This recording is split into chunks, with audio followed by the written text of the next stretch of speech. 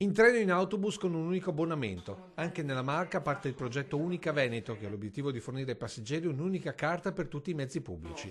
Due le date che la Regione ha fissato per altrettanti traguardi. Entro il 2018 confido assolutamente di arrivare ad avere la tariffa unica su cui i tecnici stanno lavorando e entro il 2020 assolutamente dobbiamo arrivare ad attuare il biglietto unico. Intanto la nostra provincia inizia il percorso passo dopo passo. Siamo in una fase sperimentale, credo che potremo fare, dopo una prima fase di sperimentazione, avremo delle basi sulle quali lavorare. L'abbonamento MOM rimane a costo invariato, però ti dà la possibilità di utilizzare il treno. Una sperimentazione che coinvolge al momento solo gli abbonati e solo per alcune tratte. Noi stiamo lavorando con Trenitalia molto bene, stiamo anche avendo altre soluzioni che saranno prossimamente quelle di Santi 40, per esempio a Treviso, e con questo dovremo risolvere tutto il problema degli studenti delle scuole superiori. L'accordo con MOM prevede che a bordo dei nostri treni salgono i loro abbonati abbonamento mensile. Parliamo Treviso-Montebelluna, Treviso-Vicenza, Castelfranco-Padova,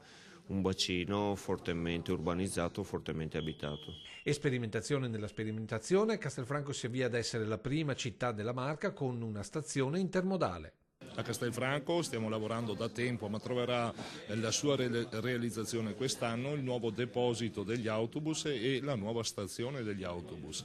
MOM ha già presentato il progetto per la realizzazione del nuovo deposito, che si sposterà da Foro Boario in prossimità della stazione, e il Comune sta spostando la stazione, che oggi è in prossima al Palazzetto dello Sport, sempre alla stazione ferroviaria.